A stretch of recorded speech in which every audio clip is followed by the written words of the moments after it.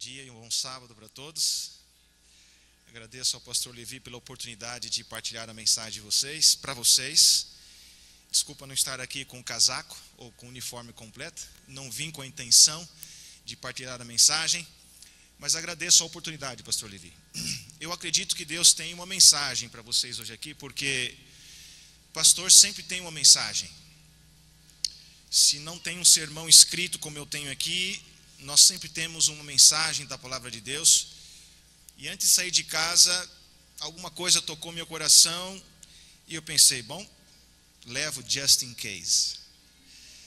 Mas não pensava em usar, né? E acredito que o Espírito Santo está dirigindo esse negócio aqui. Espero que a mensagem possa realmente falar ao vosso coração. Mas antes, eu gostaria de dar uma palavra de apreciação à equipe de louvor desta igreja. Eu já tenho andado em muitas igrejas, por muitas igrejas. Na minha experiência de pastor, já fui pastor de 28 igrejas. Mas é nesta igreja onde eu senti, através do louvor, uma aproximação especial de Deus. Então eu gostaria de parabenizar e de incentivar esta equipe maravilhosa para continuarem a usar o seu talento para aproximar-nos mais de Deus e do seu trono. Muito obrigado pelo vosso trabalho, pela vossa dedicação. O pastor Levi está de parabéns aqui com essa equipe nessa igreja, né? Irmãos, a mensagem que eu tenho para partilhar para vocês hoje não é minha.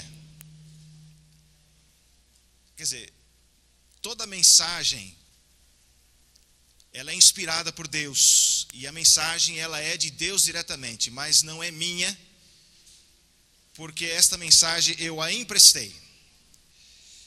Algum tempo atrás, alguns meses, eu estava na minha comunhão com Deus, pedindo ao Senhor que Ele me enviasse mensagens que tocassem o meu coração, irmãos, porque eu estou no empenho de dedicar completamente a minha vida a Deus, e conhecendo as minhas necessidades e as necessidades da minha igreja, eu pedi para Deus, para Ele me dar uma mensagem especial. Irmãos, e Deus atendeu essa oração, porque a minha esposa esteve no Brasil no mês de fevereiro, e lá ela acompanhou uma semana de oração feita por um colega nosso, e que eu acredito que, se não todos, a maioria de vocês conhecem, o pastor Dilson Bezerra. E ela trouxe os DVDs dessas mensagens. E ao ouvir esses DVDs, irmãos, eu fui profundamente tocado pelas mensagens dele. E era isto que eu estava pedindo a Deus. A mensagem veio de Deus através do ministério dele. E eu assumi meu coração que eu precisava partilhar essas mensagens com a minha igreja, porque era a nossa necessidade, e eu acredito que é a necessidade da igreja de um modo geral. E eu vou tomar a liberdade para partilhar uma dessas mensagens com vocês nesta manhã. Mas antes de o fazer, eu gostaria de orar outra vez. Então peço, por favor, que você incline a sua cabeça, por favor. Vamos orar.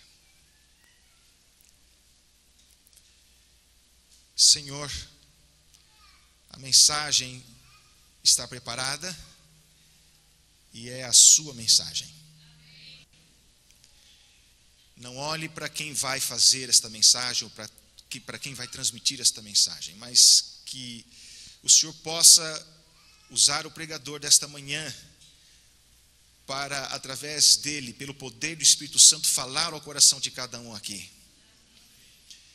Por favor, Senhor, que aquilo que as palavras humanas não conseguirem transmitir, que o Senhor possa fazê-lo através do Senhor Espírito Santo, para que a sua igreja aqui representada nesta manhã possa se reconsagrar e possa melhor se preparar para aquilo que está para acontecer, que é a vinda do Senhor Jesus.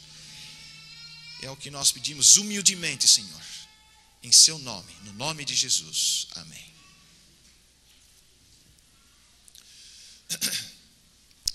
Um dos versos mais dramáticos, irmãos, que se encontra na Bíblia está em Ezequiel, capítulo 7. Eu vou, junto com vocês, acompanhar a leitura desse texto. Ezequiel capítulo 7. Esta será a mensagem para a nossa meditação nesta manhã. Os versos são de 5 a 7. Ezequiel capítulo 7, dos versos 5 a 7.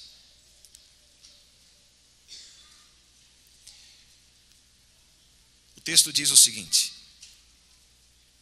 assim diz o Senhor Deus: mal após mal eis que vem, haverá fim, vem o fim, despertou-se contra ti, vem a tua sentença, ó habitante da terra, vem o tempo, é chegado o dia da turbação e não de alegria sobre os montes. Um texto, à primeira vista, negativo, uma mensagem dura, difícil. Este é um dos versos, ou uma das passagens mais estarrecedoras das Escrituras. O profeta diz que o mal vem e a tribulação vem. E aqui nós encontramos uma advertência a cada pessoa viva no planeta Terra, e essa é que o mal está para chegar. E nós devemos nos preparar, porque o mal vem. O irmão White diz que está para se abater sobre a terra uma crise, e devemos estar preparados para esta crise. Esse texto nos adverte que nós devemos nos preparar para a última noite na terra. E eu fico pensando, irmãos, como será viver as últimas 24 horas de existência desse planeta. Hollywood tem explorado um bocado esse tema. Alguns filmes têm sido lançados aí, explorando o último dia da terra. E as pessoas se preocupam com isto. Como é que seria a nossa última noite na terra? O que é que você faria? O que é que você diria? Como você pensaria? Há um fato histórico que ilustra um bocado isto, irmãos. Todos nós já ouvimos falar de Pompeia, que há quase 2000 anos atrás, no ano 79, foi destruída pela erupção do vulcão Vesúvio. Em 1738, em escavações arqueológicas, Pompeia foi descoberta quase intacta debaixo das cinzas, com suas casas, pessoas que foram petrificadas e apanhadas de surpresa pelos gases tóxicos e que morreram quase instantaneamente. As ruas intactas de Pompeia contam-nos como foi a história da última noite na vida de milhares de pessoas que foram sepultadas sob as cinzas daquele vulcão, naquela cidade. E eu fico espantado, gente, quando eu penso naquelas pessoas correndo para salvar a vida e não tendo a chance de finalizar a sua história na terra de uma forma branda e suave. Normalmente ninguém pensa na morte, a não ser quando já é tarde demais. E a Bíblia tem um texto bastante interessante que fala sobre a morte, e que eu queria partilhar com vocês. Esse texto encontra-se em Eclesiastes, capítulo 7.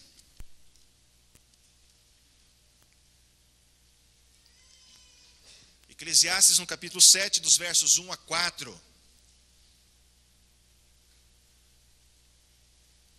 Diz o seguinte: melhor é a boa fama do que o unguento precioso, e melhor é o dia da morte do que o dia do nascimento. Olha que interessante isso, né? Eu tenho feito muitos funerais, e esse é um dos textos que às vezes eu uso para poder passar uma mensagem evangelística nas oportunidades que eu tenho, quando faço funerais de pessoas que não são cristãs. e que pedem os serviços da igreja. O verso 2: melhor é ir à casa aonde há luto do que ir à casa aonde há banquete, pois naquela se vê o fim de todos os homens e os vivos que o tomem em consideração. Verso 3: melhor é a mágoa do que o riso, porque com a tristeza do rosto se faz melhor o coração. O coração dos sábios está na casa do luto, mas a dos insensatos na casa da alegria. Isso é para dizer o seguinte, meus queridos, que normalmente nós só vamos pensar na morte quando ela chega. E aí então nós vamos pensar, o que eu vou fazer da minha vida? O que estou fazendo da minha vida? Porque ninguém pensa que vai morrer hoje. Ninguém vive como se hoje fosse o último dia da sua vida. Ninguém vai para a cama como se fosse aquela última noite da sua vida. Eu moro num prédio de apartamentos em Toronto, no Canadá. Toronto próximo seria Brampton, a cidade. E eu conheci um vizinho mesmo de porta, um vizinho de parede, como nós diríamos, né? Ele era um jovem, menos de 40 anos, provavelmente, muito gordo, muito obeso. E muitas vezes eu o encontrei no elevador. E a nossa conversa era conversa de elevador. A conversa de elevador normalmente é sobre o tempo, o weather. No Canadá, a conversa predileta dos canadenses é sobre o sol, sobre o frio, lá faz muito frio. Então nós conversávamos trivialidades e nos encontrávamos algumas vezes. Certa ocasião, depois que eu regressei de férias, já 1 ou 2 anos atrás, eu não me recordo, o security do nosso prédio deu-me a notícia de que o meu vizinho, aquele homem que eu nem cheguei a conhecer o nome dele, mas tínhamos essa convivência de elevador, havia morrido. E eu fiquei espantado, mas como isso aconteceu? Aconteceu que no fim de semana, passou, segunda-feira, o patrão dele sentiu falta dele. E ele não apareceu no trabalho, não deixou mensagens.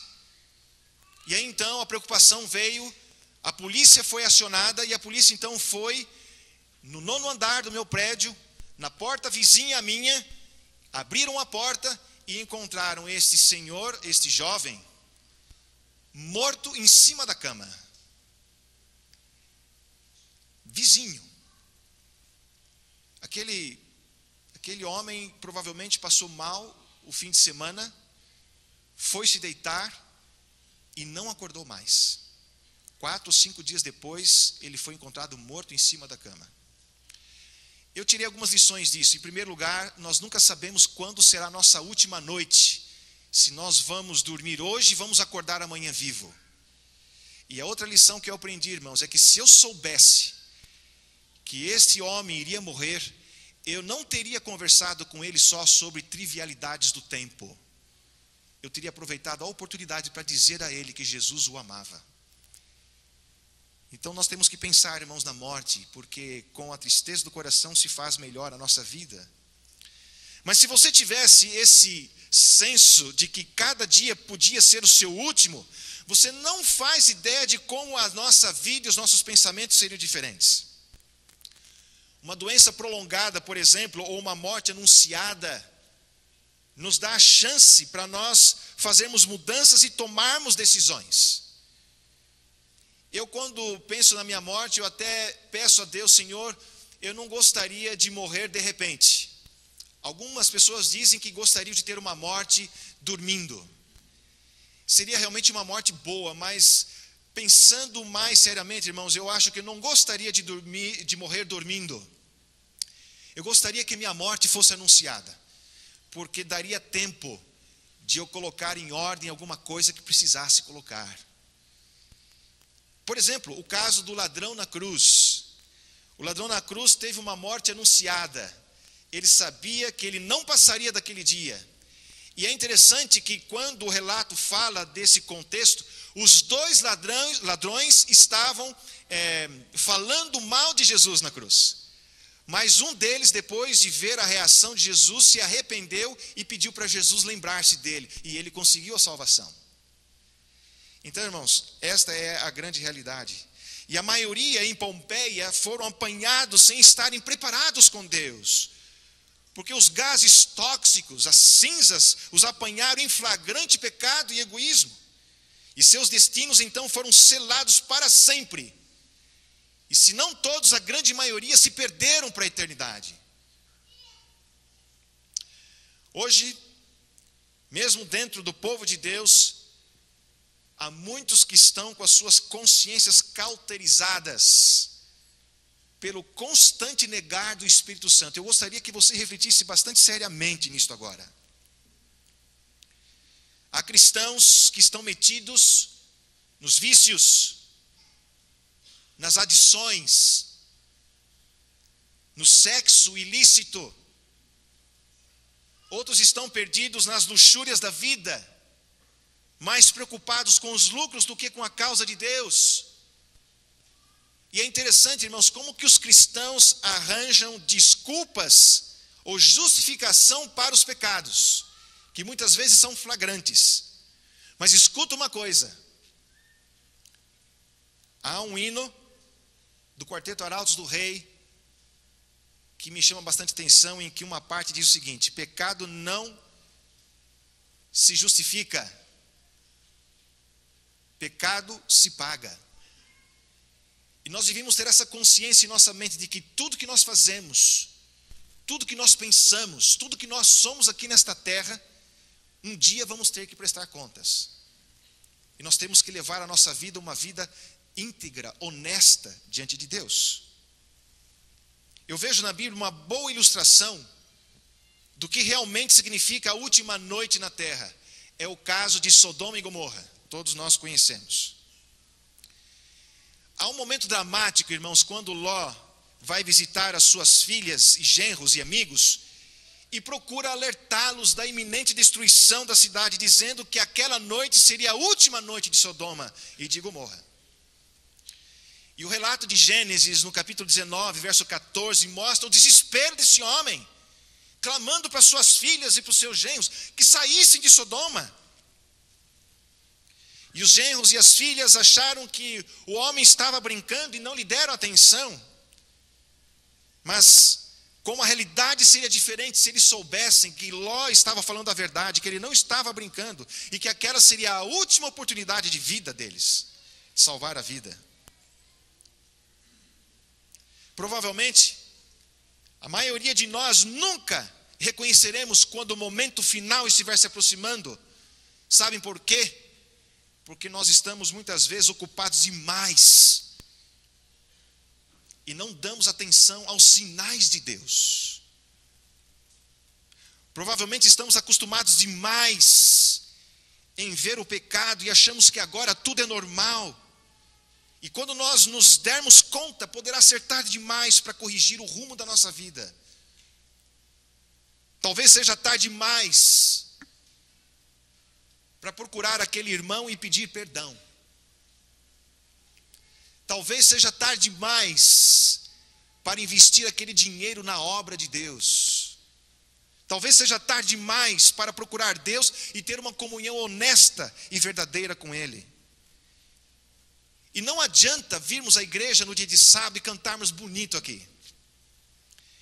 Eu disse no princípio que eu quero parabenizar o pessoal do louvor aqui. E quero acreditar que o pessoal que está aqui no louvor seja um pessoal sincero e honesto com Deus. Porque se não for, apesar de tudo, eles estão me ajudando a me aproximar de Deus. Mas não adianta nós virmos aqui sábado após sábado, cantarmos louvores a Deus, colocarmos um donativo no prato da oferta. E ao então sairmos da igreja, ao voltarmos para casa e passarmos as atividades da semana, existirmos ou agirmos como se Deus não existisse. Eu tenho o hábito de dizer que nós precisamos ser adventistas dos 7 dias, e não só do 7º dia. Nesta manhã, eu quero alertá-los que a procrastinação, ou seja, adiar decisões, para mais tarde, tem sido uma poderosa arma nas mãos de Satanás para destruir o povo adventista de Deus. Nós temos a mensagem, nós temos a doutrina, a verdade, temos sido misericordiosamente iluminados com a riqueza da mensagem e de mensageiros.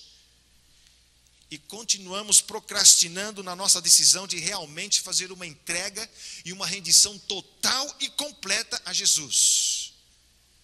E agora você vai dizer, mas pastor, nós estamos aqui na igreja.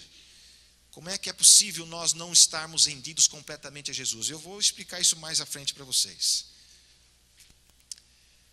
Sabe, irmãos, nós precisamos não só melhorar alguns hábitos, mas o que nós precisamos mesmo é dar inteiramente o nosso coração a Jesus e nos entregarmos a Ele sem reservas, totalmente. E quando nós rendermos totalmente o nosso coração, então a nossa vida vai ser transformada. Eu ando partilhando o máximo que eu posso essa citação que a irmã White menciona em um dos seus testemunhos. E irmãos, essa citação tem mexido tanto com a minha vida, que eu tenho procurado fazer mudanças na minha vida, porque eu não quero ser considerado como um laodiceano, mas eu quero ser um remanescente de Deus. Essa citação, ela diz o seguinte: que nenhum entre 20 dos nomes que estão escritos nos livros da igreja acham-se preparados realmente para terminarem ou concluírem a sua história na terra. Isso dá menos que 5%, porque ela diz nenhum entre 20, menos do que 5%. Eu disse para vocês que eu tenho sido pastor por mais de 28 igrejas, são 25 anos, estou fazendo bodas de prata no meu ministério, pastor. Você já fez. Irmãos, eu digo para vocês, passando por todas as igrejas por onde eu tenho passado, eu digo que talvez isso seja uma verdade, e ela está talvez até sendo generosa. Porque eu não tenho visto na vida da maioria dos membros da igreja adventista do sétimo dia o caráter de Jesus reproduzido em suas vidas. Eu vou falar mais sobre isto. A Bíblia tem algumas histórias dramáticas de procrastinação, de como Deus chamou e tocou pessoas, mas elas fecharam a porta do coração. Vamos comigo a Atos capítulo 24, verso 25.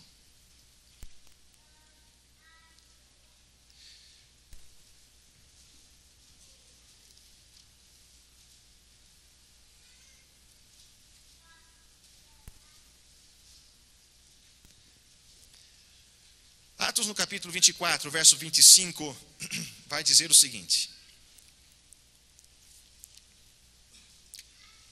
dissertando ele, o apóstolo Paulo, acerca da justiça. A justiça aqui, irmão, se refere à justiça de Jesus, a graça, que parece, pastor Levi, vai ser a nota tônica dessa gestão da conferência geral. A graça de Jesus, irmãos. A graça de Jesus é um tema que eu estou começando a descobrir agora. Eu não tenho vergonha de dizer isso, irmãos, porque um pastor que vai completar bodas de prata no ministério devia saber dessas coisas. Mas eu confesso, irmãos, que é um assunto que eu estou começando a descobrir agora. É espantosa a forma como Jesus, ele nos dá a sua graça. E o que isto realmente abrange. Eu estou aguardando surpresas tremendas nesta nova administração, que eu penso que vai abalar muitas das tradições da igreja adventista. Porque a graça de Jesus é maior do que as tradições. Estou aguardando, irmãos. E o apóstolo Paulo estava falando sobre a justiça, sobre a graça, do domínio próprio e do juízo vindouro. Ficou Félix amedrontado e disse: por agora pode retirar-te, e quando eu tiver vagar, quando eu tiver tempo, chamar-te-ei.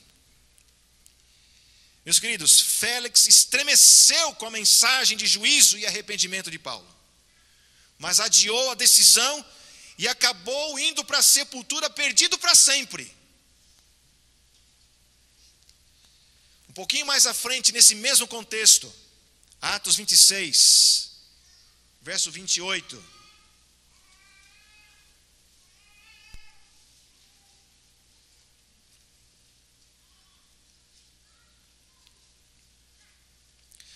Atos capítulo 26, verso 28, diz o seguinte: Então Agripa se dirigiu a Paulo e disse: Por pouco me persuades a me fazer cristão. Por pouco. Pastor Levi sabe muito bem disso. Nós que trabalhamos no ministério, e há muitos membros aqui que trabalham até mais que um pastor, trazendo almas para Jesus. Nós sabemos o que significa isto. Eu me recordo que dei estudos bíblicos para uma família 7 anos seguidos, pastor. 7 anos, sem falhar uma semana, a não ser nas férias, ou em algum evento especial. Durante esse período eu mudei o dia de estudo várias vezes, às vezes às terças, às vezes às quintas, para adaptar minha família. Fui embora, porque Deus estava me chamando para outro lugar, e não vi a conversão dessas pessoas. 7 anos. Mas já conheço outros que bateram a porta da igreja. É assim que é o sonho de todo pastor. Bateram a porta da igreja, ninguém foi atrás, e disseram: eu quero me batizar nesta igreja. Aí você vai e faz as perguntas, e você conhece isso, conhece mais que você, e marca-se um batismo só para aquela pessoa, porque ela está pronta. Mas há outros que procrastinam, e o rei Agripa ficou convencido da verdade, mas resolveu procrastinar a sua decisão. Que tragédia é ver essa gente convencidos da verdade, mas dispostos a não segui-la. Quase convertidos, mas para sempre perdidos. E há muito adventista, há muito cristão que vai nadar até a praia, mas vai morrer antes de pôr o pé no chão. Tenho visto tantas apostasias na igreja, pessoas que viram, ouviram e produziram na verdade, e que desistiram. Félix e Agripa estiveram diante da maior oportunidade de suas vidas, mas escolheram jogar fora essa oportunidade, por causa das disposições, das benesses, dos lucros da vida. E hoje, mulheres e homens estão fazendo a mesma coisa. Estão esperando melhores circunstâncias, melhor trabalho, aposentadoria. Eu conheço pessoas que estão na igreja há anos, mas nunca tomaram a decisão do batismo, esperando se aposentar para poder ter o sábado. Alguns não chegaram a se aposentar, morreram antes. Estão esperando uma melhor situação financeira para se entregarem a Jesus. Irmãos, eu tenho o costume de dizer que sou um livro aberto. Alguém já me alertou isso: pastor, não seja tão aberto, porque as pessoas podem se chocar com a sua abertura. Mas eu vou ser honesto com vocês, irmãos. Algum tempo atrás eu dizia que queria ser velho logo, porque eu percebi que a pessoa idosa dorme pouco. E eu sempre lutei a minha vida toda para acordar cedo, para ter comunhão com Deus. Então eu dizia: eu quero ficar velho logo, para poder perder o sono e ter mais tempo com Deus.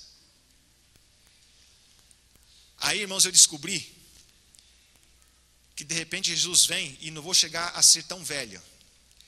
Então é melhor eu começar a comunhão agora, fazer um sacrifício.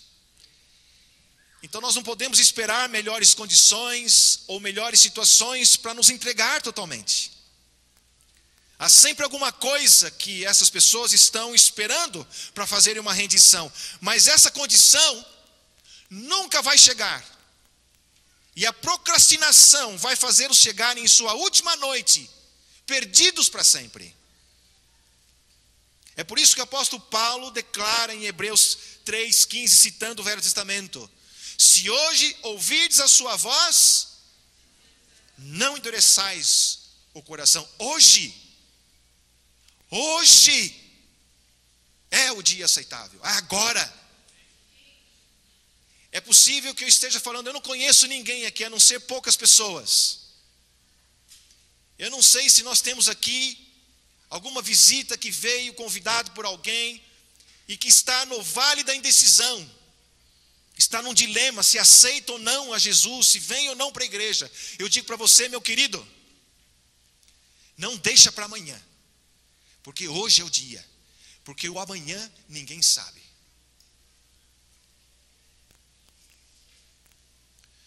Sabe, quando nós dermos o primeiro passo, Deus vai abrir o caminho e você vai passar a ter uma vida vitoriosa pela graça de Jesus. Eu tenho experimentado isso na minha vida. Deus não tomará a decisão que você precisa tomar. O primeiro passo sou eu quem tem que dar, e é a obediência. Talvez você esteja orando por uma libertação daquilo que lhe amarra na sua vida espiritual. Eu orei anos por isso, irmãos. Mas infelizmente muitos têm procrastinado a decisão de dar o primeiro passo. Pela fé, deixar o trabalho que te obriga a trabalhar no sábado e vir pela fé. Eu tenho visto pessoas serem tremendamente abençoadas. Irmãos, amigos, eu quero partilhar com vocês uma experiência pessoal em relação a esse primeiro passo. Em relação a não ficar velho para ter comunhão com Jesus. Eu fui batizado quando tinha 11 anos de idade. Mas era aquela coisa da igreja lá em Hortolândia, né? Aquele contexto. Irmãos, quando alguém perguntava para mim nessa altura, o que você quer ser quando crescer? Então eu diria, quero ser pastor. Porque naquele meio ambiente cristão, né, aquela comunidade adventista, a referência máxima era de um pastor. Então era o sonho da meninada naquela altura ser pastor, e eu dizia que queria ser pastor. Então eu batizei-me, nunca saí da igreja, mas eu quero dizer, irmãos, que eu nunca tive a experiência da conversão. Eu entrei para o ministério muito novinho, com 22 anos mal completados, e para poder ganhar um pouco de respeito na igreja que eu fui ser pastor, deixei crescer o bigode. Levi, eu conheço você com um bigodão assim, Levi, ó. Parecia uma taturana assim, debaixo do nariz assim. É essa a imagem que eu tenho do Levi de alguns anos atrás. Então, irmãos, sabe, eu passei o ministério todo, mas chegou um ponto em que eu estava infeliz, e eu lutava com Deus. Dizia para Deus, ou o Senhor põe qualquer coisa dentro do meu coração, ou me tira desse ministério, porque eu não me sinto digno. Irmãos, eu quero dizer para vocês que sempre fui politicamente correto. Nunca ninguém poderia apontar o dedo para mim e dizer assim, ele faz errado. Mas eu estava perdido no meu coração. Vocês entendem o que significa isto? Vocês entendem o que é que significa ser um pastor perdido dentro do ministério? Há 2 anos atrás, se alguém chegasse para mim e perguntasse, você conhece Jesus? Para ser honesto e verdadeiro, eu teria que dizer, não conheço. Quantas e quantas vezes, pastor, eu subi no púlpito me sentindo um hipócrita, porque eu ia pregar uma mensagem para os outros que eu não estava sentindo em meu coração. Eu me sentia perdido, e estava perdido. E chegou um ponto que eu conversava com a minha esposa e disse, Sandra, eu acho que eu vou fazer outra coisa na vida. Irmãos, Deus nos deu a graça de passarmos por vários países, trabalhei já em 3 continentes, e o último agora tem sido no Canadá, e eu percebi que trabalhar nas obras dos homens dá dinheiro. E eu pensei, Sandra, se eu sair do ministério eu não vou passar fome, porque eu sou um handman. Eu olho aqueles homens trabalhando nas estradas, e assim, era isso que queria fazer. Isso é um verdadeiro trabalhador. Vou deixar de pregar a palavra e vou começar a pregar pregos. Porque eu me sentia inseguro, irmãos, eu não me sentia digno do meu ministério, porque a minha vida estava longe de Deus. Para ser honesto, irmãos. E eu muitas vezes buscava Deus em oração, e em lágrimas, e em angústia, e dizia, Senhor, o que vai ser da minha vida? Eu não posso continuar assim. Eu não posso continuar a ser mentiroso, hipócrita, de chegar no púlpito cada sábado da minha igreja e dar para eles uma mensagem da qual eu não vivo.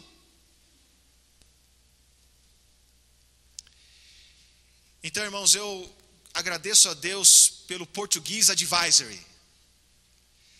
Infelizmente, eu não posso e não consigo atender sempre as reuniões por causa da distância em que eu estou. Estou lá no Up North. Mais um bocadinho você vê lá os esquimós, né? Então é difícil as deslocações aqui.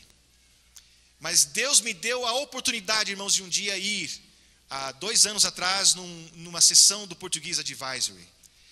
E lá, usando um dos nossos colegas, Deus falou ao meu coração, como já tinha falado muitas vezes. Mas Deus resolveu atender a súplica da minha alma, pastor. E eu resolvi, custasse o que custasse, dar um passo de fé. E disse comigo mesmo, daqui para frente, meu Deus, eu vou levar a sério minha comunhão com o Senhor. Porque há anos o Senhor está dizendo para mim que o segredo da salvação é estar em comunhão com o Senhor. Uma comunhão honesta, sincera. E comecei naquele dia. Portanto, eu tive a minha conversão, irmãos. Ela aconteceu há mais ou menos 2 anos atrás, no dia 6 de maio. Eu faço 2 aniversários por ano. O dia da minha conversão e o dia do meu aniversário. E Deus tem falado ao meu coração, irmãos, eu dei o primeiro passo. Eu decidi que eu nunca mais deixaria de procurar, de ter uma comunhão honesta, pessoal, verdadeira com Deus, tendo em vista que Deus operasse em meu coração, porque hoje, irmãos, o meu objetivo é não eu mais viver, mas Cristo viver em mim. Irmãos, o ministério não é fácil. Muitas vezes eu me desanimei nesse ministério, porque está sendo muito difícil um pastor trabalhar com as mentes doentes e depressivas da igreja hoje. Eu não sei se o pastor Levi vai concordar comigo, mas tem sido mais ou menos esta a conclusão de muitos dos colegas com quem eu converso, pastor. De 10, 15 anos para cá tem sido muito difícil ser pastor de uma igreja. Eu vou defender aqui você, viu, pastor? Vou te defender hoje aqui. As mentes estão doentes, viu, irmãos? Nosso povo está se entristecendo, o nosso povo está se deprimindo, o nosso povo está estressado, porque o mundo vai se deteriorando. E o pastor tem que lidar com mentes doentes, mentes cansadas, mentes depressivas. Cresce no meio da igreja as pessoas que estão cada vez mais tristes. Os irmãos vão perceber que está aumentando o número de famílias despedaçadas dentro da igreja, de divórcios. E tem sido uma carga difícil para um pastor. E muitas vezes eu me desanimei nesse ministério, irmãos. Não só porque eu me sentia hipócrita com Deus, porque eu não vivia o que eu pregava, mas também porque a carga e a exigência para um pastor é tão grande. Mas depois que eu nasci outra vez, irmãos, Deus renovou em mim o desejo do ministério. Eu quero fazer essa obra, irmãos. E quero ajudar as pessoas. Não vou conseguir na minha limitação, mas no poder de Deus eu vou fazer alguma diferença. E vocês precisam apoiar o vosso pastor. Vocês têm que ajudá-lo nessa carga. A igreja tem líderes. Ajudem a levar essa carga, irmãos, porque está ficando cada vez mais difícil. Porque as pessoas estão ficando doentes. O mundo está engolindo a igreja. Uma das razões porque eu acredito que Jesus vai voltar em breve, irmãos, porque se ele não fizer, a igreja perderá a sua identidade. E a Bíblia diz que não tem outra igreja, esta é a última. E eu acredito que Jesus virá na nossa geração. Irmãos, tem sido sempre para mim fascinante a história de Noé. Com certeza Noé empregou centenas, se não milhares de ajudantes para construir a arca. E me surpreende, irmãos, que os próprios empregados de Noé, que ajudaram a construir um meio que os salvaria da destruição do mundo pelo dilúvio, se perderam como os demais. Já pararam para pensar nisso? Dói-me no meu coração de que todos vocês estão nesta igreja ajudando a pregar o evangelho com as suas ofertas, com seus dons, mas de acordo com as previsões de Espírito de Profecia, nem 5% de vocês estará subindo com Jesus nas nuvens dos céus. Para pensar nisso. É espantoso pensar que eles rejeitaram o próprio meio de salvação, que eles ajudaram a construir. Enquanto construíam a arca, eles ouviam dia após dia, por 120 anos, a pregação de Noé, instando para que o povo se arrependesse e aceitasse o meio de salvação provido por Deus.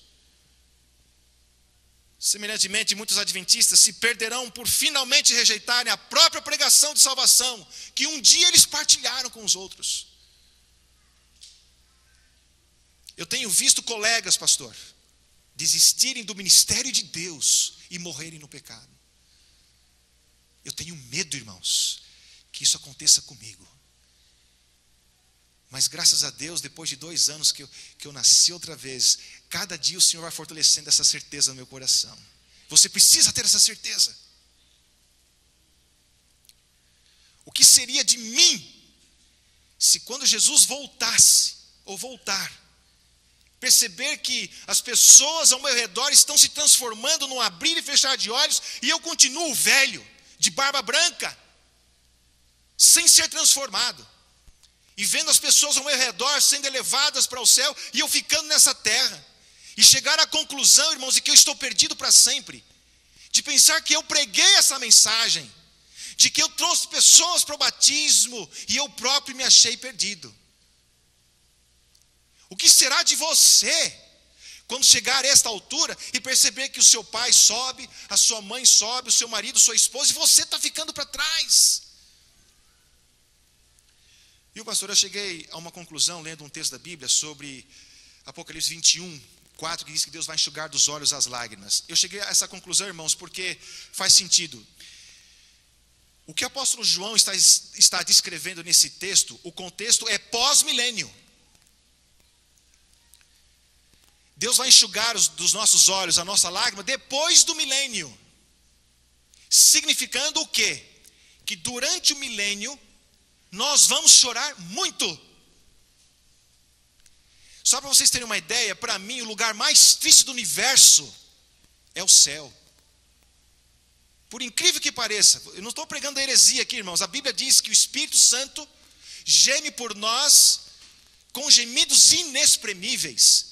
Se nós entristecemos o coração de Deus quando nós somos negligentes, vocês acham que Deus está feliz com essa situação? Com certeza que não. Mas também, por outro lado, a Bíblia diz que há regozijo no céu quando um pecador se arrepende. Eu fico pensando, imaginando que o céu alterna tristeza com alegria. Mas como há mais pessoas que se perdem, eu penso que o céu chora mais do que se alegra. Irmãos, vai ser duro quando eu chegar no céu, se eu chegar lá, e perceber que a minha filha querida, que minha esposa querida não vai estar lá. Você vai gostar? A sorte sua é que o amor de Jesus e a presença dele vai preencher o seu coração. Mas eu acredito que os primeiros momentos no céu vão ser não só de surpresa e alegria por estarmos lá, mas quando nos dermos conta de que deixamos para trás pessoas queridas, Deus vai ter que fazer o milagre do consolo para nós lá. E a promessa de os olhos serem enxugados da lágrima é para depois do milênio. Sabe por quê, irmãos?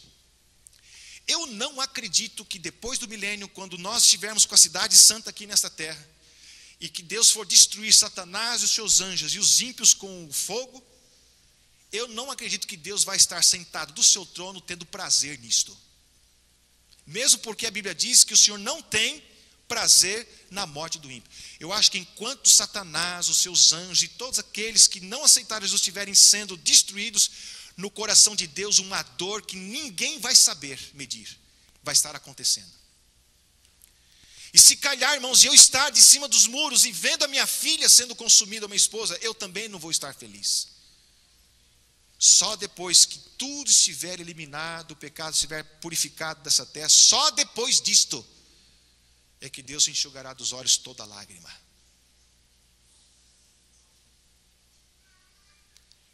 Por que dar tristeza ao coração de Deus? Esteja lá.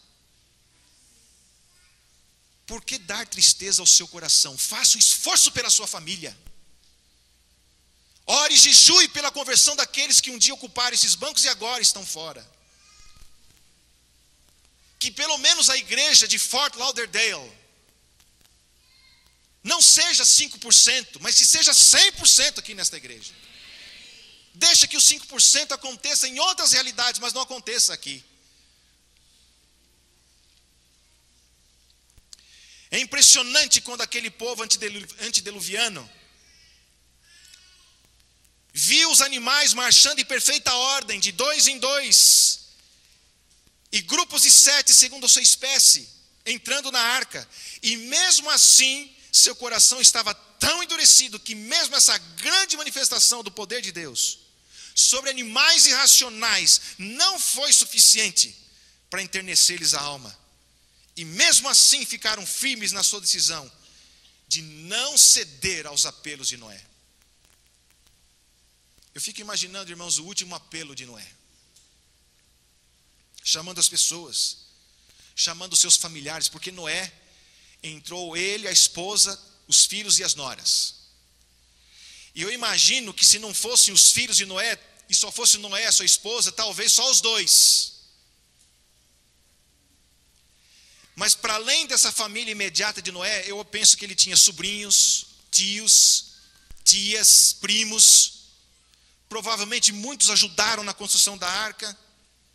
E Noé, vendo esses familiares um a um, lhe virando as costas. Irmãos, isso doeu no coração dele.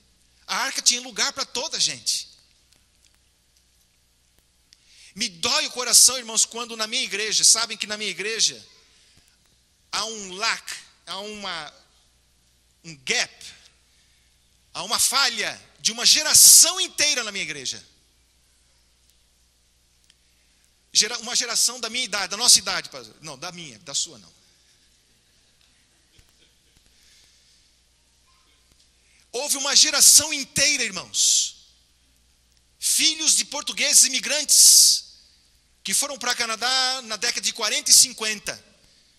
Alguns desses filhos nasceram lá, outros foram muito pequenininhos. Uma geração inteira da minha idade saíram da igreja. Os pais hoje, quando chegam para falar sobre Deus, eles dizem para os pais: não me fale dessas coisas. Se quiser conversar comigo, conversa do que você quiser, mas não me fale da igreja. E é duro, irmãos, porque quando os pais me dão esse relatório, eles falam com lágrimas nos olhos. Com Noé não foi diferente. Eu fico imaginando Noé chamando aqueles que o ajudaram para construir a arca. Talvez até dizendo: gente, olha, experimentem entrar pelo menos por curiosidade. Os animais já estavam seguros dentro da arca, cada um no seu lugar. A família de Noé se havia transferido para dentro da arca, e agora Noé tenta fazer o último e dramático apelo, sabendo que todas aquelas pessoas que estavam à sua frente, nunca mais ele as veria. Mas a porta estava aberta ainda. A Bíblia não fala, o Espírito de profecia não menciona, irmãos, mas eu imagino aqui na minha mente, que quando o anjo começou a fechar a porta, aquela porta pesada, que enquanto a fresta ia se diminuindo, Noé ainda com o rosto meio fora: gente, ainda dá tempo para mais um vir.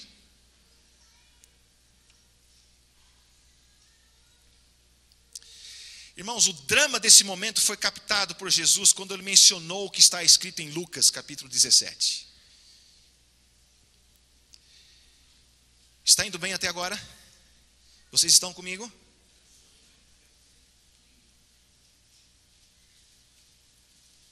Como minha filha diria, so far so good. Atos 17, versos 26 e 27. Veja, irmãos. Ou melhor, desculpe, Lucas. Lucas 17.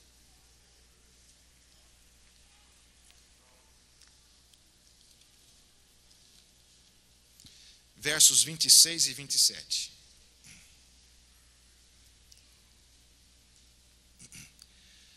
Assim como foi nos dias de Noé, será também nos dias do Filho do Homem. Comiam, bebiam, casavam, davam-se em casamento, até o dia em que Noé entrou na arca, e veio o dilúvio e destruiu a todos. Que comentário, irmãos, sobre o paralisante efeito do pecado Jesus faz aqui. As pessoas continuam com a sua vida enquanto os últimos momentos de graça vão se esvaindo. Eu tenho certeza, irmãos, que havia lágrimas no rosto de Noé, por perceber que todos aqueles que ele conheceu na sua geração estariam para sempre perdidos, para sempre. Mas aquela geração não via os sinais de um dilúvio iminente. Mas hoje, irmãos, nós estamos vendo sinais de que Jesus está voltando e que a porta da graça está para se fechar. Mas há cristãos dentro da igreja que, apesar disso tudo, ainda vivem como se dizendo: o meu Senhor tarde virá. Eu assisti um documentário, vai aqui um alerta para a Flórida. Pastor, sinto muito, mas provavelmente, se esse pessoal estiver atento aos sinais, daqui talvez 10, 20 anos mais um pouquinho, o senhor vai perder a sua igreja. Eu ouvi um documentário, irmãos, dizendo que mais ou menos por 2030, um pouco mais para frente, que o nível do mar vai subir 7 metros, e a Flórida vai ser a primeira a desaparecer. Portanto, é o seguinte: vivam de aluguel, vendam as casas de vocês, dá o dinheiro para a obra do Evangelho. Ou então, vão para o Tennessee, ou lá para o meio da América do Norte. Isso aqui está ficando feio, irmãos. Não sou eu quem diz, isso não é a Bíblia que está pondo alerta, a ciência está mostrando. Quem tem Discovery Channel sabe de tudo isso. Mas nós estamos vivendo como se Jesus nunca fosse voltar. Mas um dia a porta da arca se fechou, e depois de 7 dias, quando todos haviam chegado à conclusão de que eles tinham tomado a decisão certa, quando parecia que Noé era mesmo um doido, as nuvens apareceram e a água começou a cair. Irmãos, há um comentário da irmã White que ela diz que quando a violência das águas foram tão brutais, que ela diz que Satanás e seus anjos temeram pela sua vida a exposição dos elementos, de tão violento que foi. E a última noite da terra havia chegado para os antediluvianos. Da mesma forma, irmãos, a última noite da terra vai chegar para nós também. E provavelmente, se não todos os que estão aqui, a grande maioria vai estar viva para testemunhar os juízos de Deus sobre este planeta. Nesse dia, irmãos, no último dia da noite da terra, última noite da terra, vai aparecer uma pequena nuvem no céu, do tamanho da palma da mão de um homem. Esta nuvem está trazendo no seu interior o nosso Senhor Jesus, que vai vir para buscar o seu remanescente. Remanescente, aqueles que sobraram. E a última noite, a escuridão da última noite da terra vai ser dissipada com a aparição gloriosa do Senhor Jesus. Esse será um dia maravilhoso para o povo de Deus. Será o momento da nossa libertação. E eu lhes digo, irmãos, esse dia está muito mais próximo do que você imagina. Não importa se vamos estar vivos até lá ou não. Mas para cada um de nós haverá uma última noite aqui nesta terra.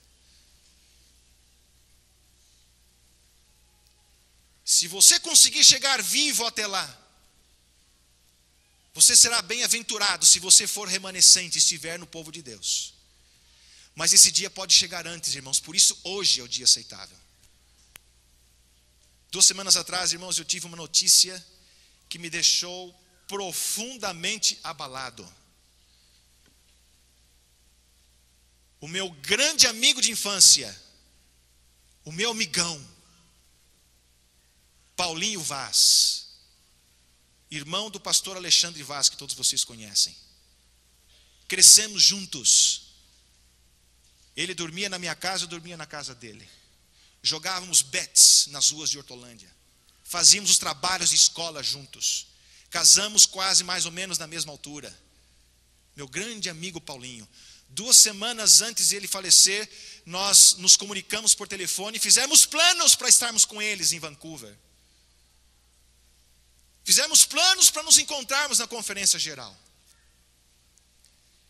E recebi, irmãos, a notícia do irmão Paulinho morreu. Eu não acreditava. O pai do Paulinho, o irmão Alexandre Vaz, o irmão Ricardo Vaz, quando foi no serviço fúnebre, serviço funeral do Paulinho, ele disse: eu quero ver, eu tenho que acreditar que meu filho está morto. Segundo as informações, ele saiu do trabalho, perfeita saúde. Quem conheceu o Paulinho sabe disto. Um homem dedicado à saúde, ao físico, saindo do trabalho em direção ao automóvel, no meio do caminho caiu morto. Tiveram que fazer autópsia para saber o que aconteceu. Eu não sei se saíram os laudos, mas eu estou curioso. O que é que matou o meu amigo Paulinho? Mas eu fico imaginando, irmãos, que aquela última noite, quem sabe com a Lise, a sua esposa, amanhã eu vou para o trabalho, depois eu volto, nunca mais voltou. E a última noite dele na terra foi-se. Quando Jesus voltar, e ele for ressuscitado pela graça de Deus, ele vai pensar que está caído no parking lot lá do trabalho dele. E a cena mudou. E agora ele vê Jesus voltar.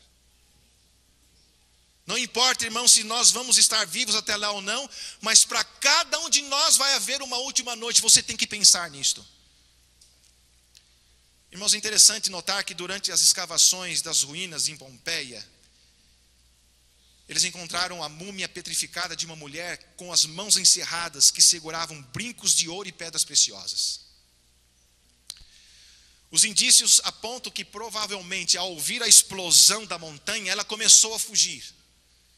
Mas lembrou-se das suas joias, voltou para casa para buscá-las, mas no caminho o gás e as cinzas a apanharam, ceifando-a num instante.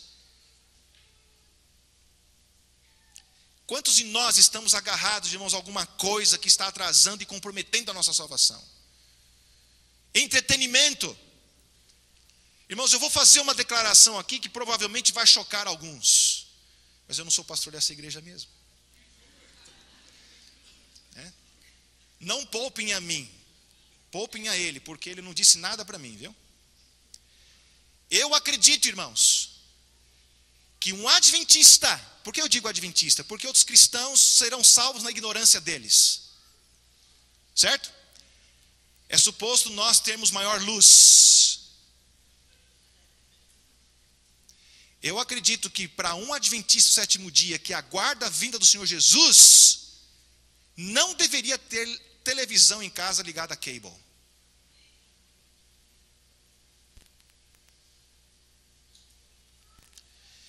Irmãos, o mundo não tem nada mais para nós.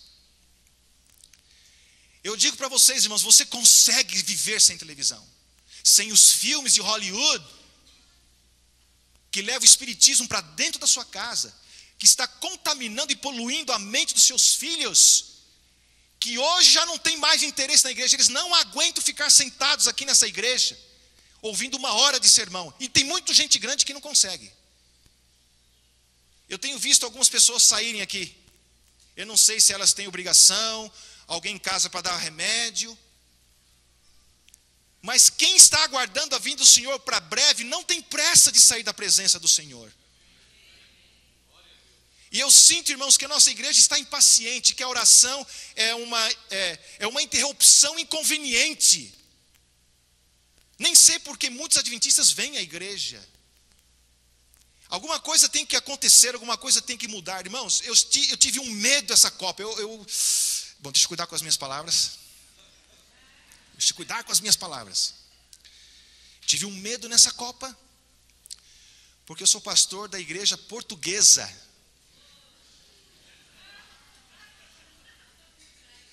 Em Toronto. Sou pastor da igreja portuguesa. E tem lá brasileiros também. Tem uma igreja de brasileiros. E eu cheguei a dizer isso lá para a minha igreja. Eu oro a Deus para que o jogo de Brasil-Portugal não se dê no sábado nem no inverno.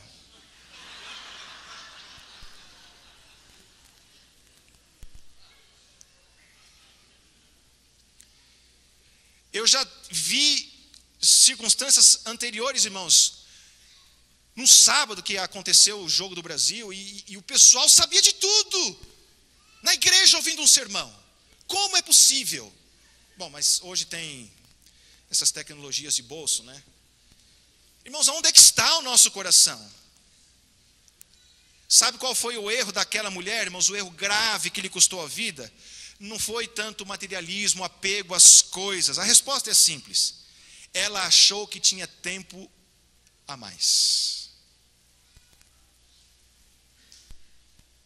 Esse foi o seu grande erro. E hoje muitos estão cometendo o mesmo erro. Os laodiceanos estão dizendo que o Senhor tarde virá. Será que você é uma dessas pessoas que pelo seu estilo de vida demonstra que Jesus vai vir tarde na sua vida? Estamos falhando na nossa alimentação, irmãos. Estudamos uma lição da escola sabatina extraordinária. Porque sem saúde não há compreensão de Deus. E nós não podemos ser mais adventistas só de não comer carne de porco, de não tomar café e Coca-Cola também. Eu me recordo que meu pai, quando tinha que fazer viagens longas, dizia assim: não tomo café porque eu sou adventista, vou tomar Coca-Cola para ficar acordado. Hoje não temos mais desculpa, irmãos, temos luz. E Deus vai exigir de nós essa luz. Deus não vai cobrar das pessoas que não sabem dessas coisas. Eu não quero ser radical, viu, pastor? Longe disto. Mas, irmãos, dói-me no coração quando eu vejo que na maioria dos meus irmãos e irmãs, o seu estilo de vida não é diferente dos que estão fora e que não tem nenhuma luz. Ontem, eu e a minha esposa voltamos de Key West. Quem bebe daquela água vai querer voltar, né? Lugarzinho encantador. E fomos num lugar, irmãos, que é um mall, que chama-se Toy Factory. Factory. Ainda estou aprendendo inglês. Entramos ali, vimos algumas coisas, estávamos para ir embora quando eu percebi que havia um second level. E eu falei então para a Carol, minha filha, e a Sandra, minha esposa, vamos subir lá. E é interessante que quando nós subimos, nós vimos um billboard, um pôster grande da volta de Jesus, como nós pintamos. Assim, pai, isso é adventista, porque quando nós chegamos em Key West, nós vimos um billboard desse grande na estrada, anunciando uma atração. E eu pensei, não pode ser de qualquer outra igreja, que isso aí é uma coisa muito, muito adventista, isso daí. E vimos aquilo ali. E entramos curiosos, fomos olhando. Aí tinha lá um theater onde você via ali sobre a criação e tal. E a conversa era Deus criou, Deus criou. Assim, não, isso aqui, se não é adventista, é um cristão. Mas quem é que acredita nessas coisas? A Sandra ficou tão curiosa. Que assim, eu vou perguntar. Ela foi, irmãos, e era um adventista. Os adventistas estão ali representados. Aí então nós fomos olhar na loja deles. Toda a nossa literatura lá. E nós olhamos para a mulher. E ela, irmãos, assim, sem brinco, sem pintura, uma vida simples assim, sabe? Só pode ser. E era. Uma família que resolveu assumir o estilo de vida adventista e a missão do evangelho. Estão ali pregando o evangelho, distribuindo gratuitamente literatura para quem quer que vá lá. E para chamar a atenção, eles têm ali papagaios, tem ali coisas da natureza. Tem um planetário, onde no planetário eles mostram uma coisa bonita e no fim a volta de Jesus, assim mostrando a volta de Jesus. Elas disseram assim que muitas pessoas que vão lá ficam espantadas. E a mensagem está passando no meio assim de turistas que vêm de todos os cantos do mundo. Irmãos, é isso que Deus espera de nós hoje, uma identificação adventista. Chega de estarmos em cima do muro. Ou você é remanescente ou você é laodiceano. Você tem que fazer a escolha. Está você preparado para dar o seu coração a Jesus? A porta da graça ainda está aberta, irmãos, e é só dar um passo decisivo e não procrastinar mais. Você tem que tomar uma decisão de entrar numa comunhão séria com Jesus, porque o mundo está terminando. Deus está voltando, irmãos. E você vai sofrer a maior decepção da sua vida quando esse dia chegar e você pensar, eu sabia de tudo isto. Que as palavras que estão na Bíblia que dizem, findou-se a cega, acabou-se o verão e nós não estamos salvos, que essas palavras não saiam da sua boca, porque você sabia.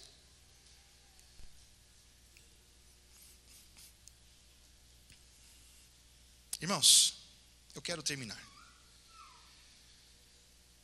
Haveria muito mais para dizer, mas o tempo não permite, pastor. Eu vejo que alguns começam a pôr a mão na barriga, assim.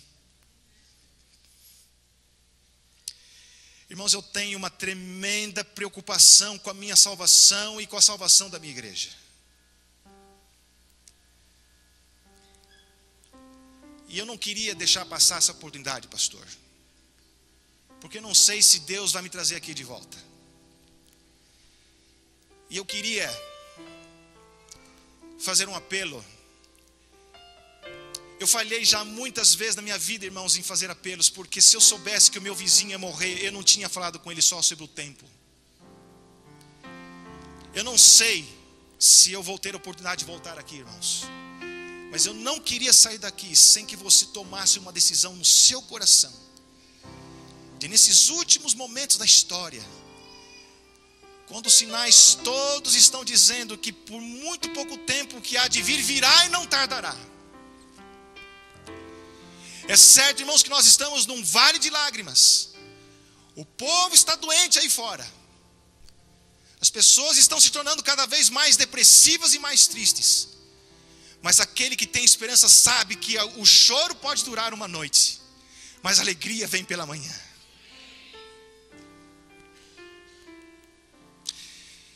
Eu queria que você entregasse o seu coração a Jesus. Eu quero fazer isso, irmãos, com o coração carregado de sentimento para você. Porque Satanás está atacando a minha igreja de Toronto. E eu penso que esta igreja não seria diferente. Irmãos, tem famílias na minha igreja que estão se desfacelando. Eu estou preocupado com isso. Eles ouviram tanto essas mensagens e mesmo assim eles estão permitindo que Satanás destrua a família deles. Por causa da internet, por causa do orgulho, porque não sabem perdoar. Eu estou preocupado, irmãos, porque Eu não sei o que o mundo nos reserva amanhã. Eu queria que a minha igreja estivesse salva. Eu queria que todos aqueles que Deus deu para mim, para cuidar, que estivessem salvos. Pastor Levi, eu sei que você quer que a sua igreja seja salva, né? Como maravilhoso seria, irmão, se nós pudéssemos nos encontrar na árvore da vida e saber que nenhum de nós faltou.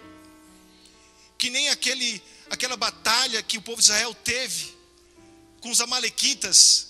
Os príncipes de Israel e os generais de cada companhia trouxeram uma oferta para o Senhor, porque eles disseram: olha, Moisés, nós estamos trazendo essa oferta porque nós contamos o nosso exército e não faltou nenhum. Todos viveram na batalha. Irmão, Jesus tem tocado o meu coração. Eu quero vencer. Eu não quero ser um pastor medíocre. Pastor Levi não quer ser medíocre. Mas vocês precisam ajudar nessa obra. Vocês precisam deixar a televisão, os filmes, o entretenimento. Irmãos, vamos colocar nosso coração nas coisas de Deus. Vamos deixar que os nossos filhos vejam em nós um exemplo digno. Se eles estão fora da igreja, se eles estão desanimados na fé, ou se eles não estão sentados aqui com interesse de ouvir a mensagem, é porque quem sabe eles não têm referência. Quem sabe eles não têm a sua referência. Irmãos, eu dou graças a Deus porque minha filha está aqui. Eu peço a Deus: Senhor, se eu falhei, então que o Senhor complete o que faltou. Mas salva minha filha. Salva o meu genro. Eu conheço alguns de vocês. Eu queria tanto que vocês fossem para o céu. Não vale a pena, irmãos, nós estarmos nesse mundo mais. Não acrescente patrimônio sobre patrimônio. Dediquem o vosso talento, os vossos recursos para avançar a causa e a pregação do Evangelho. Irmãos, o que o mundo prega é mentira. O mundo está caindo de podre. Humanamente, o mundo vai acabar. Se não for pela mão de Deus, será pela mão do homem, anyway. Então, por que você coxia entre dois pensamentos? Se Deus é Deus, vamos seguir Deus. Se um dia você disse: eu acredito nesta igreja, acredito na sua mensagem, por que não viver essa mensagem? Por que não ter mais saúde? Por que não ter mais comunhão? Por que não pregar mais? Por que não mais apoiar o pastor? Não deixe Satanás destruir a sua vida, a sua família, os seus filhos. Ainda há tempo. A porta da graça ainda está aberta.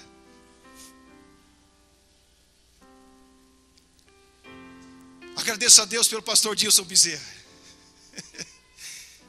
Porque a mensagem foi dele, mas a mensagem veio de Deus.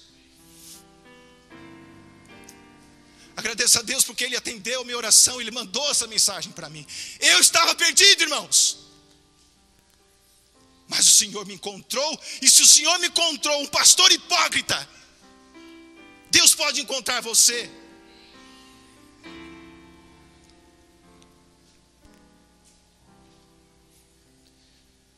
Se você quer ser remanescente e deixar para lá o laodiceanismo da sua vida, a mornidão da sua vida, se hoje você quer dar um passo em direção a Deus: Senhor, eu vou fazer assim, eu vou agora todos os dias acordar mais cedinho para ter comunhão com o Senhor, e com o Senhor eu vou vencer. Você quer fazer isso? Quer mesmo? Posso orar por você? Você quer vir aqui para orar? Você que quer fazer assim? Vamos orar, irmãos, vamos pedir a Deus misericórdia. O Senhor deu misericórdia para mim. O Senhor deu misericórdia para minha família.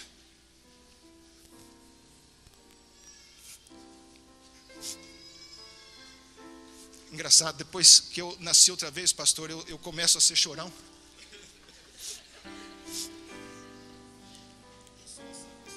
O Espírito Santo vai tocando o coração, nós vamos ficando sensíveis, irmãos, com as coisas de Deus. Eu não cheguei lá, sabe? Eu estou numa luta, irmãos. Eu estou numa luta, viu? E estou aprendendo ainda a vencer o meu medo, as minhas ansiedades. Mas Jesus vai falando, sabe? Jesus vai falando. Mas você precisa tomar essa decisão de todos os dias cedinho buscar Jesus, de coração aberto. E o Senhor vai operar na sua vida. O Senhor vai operar na sua vida. Você vai fazer parte dos 5%. Essa igreja vai ser 100% lá, pastor. Amém. Vamos orar. Senhor, o que as palavras não puderam dizer, que o seu Espírito Santo possa falar. Amém. Olha, Senhor. Olha para o coração de cada um aqui. Nós não somos dignos, somos tão falhos, vulneráveis, fraquinhos. Mas na força do Senhor e no poder do Santo Espírito nós podemos ser vitoriosos. Amém. Provavelmente, Deus, há aqui alguém que está lutando com um vício grave na sua vida. Quem sabe tem aqui um lar que está se despedaçando. São situações, circunstâncias que fogem do nosso controle. Não temos poder, Senhor, mas por favor, não deixa que nada impeça a decisão que essa gente tomou hoje aqui, de colocar o Senhor em primeiro lugar e começar uma comunhão honesta e sincera, porque é a única coisa que nos vai fazer chegar firmes até o final. Amém. Que não haja crítica nesta igreja, que haja perdão nesta igreja, que haja amor de uns para com os outros, para que o seu Espírito possa trabalhar livremente aqui nesse lugar. Que essa igreja apoie o pastor Levi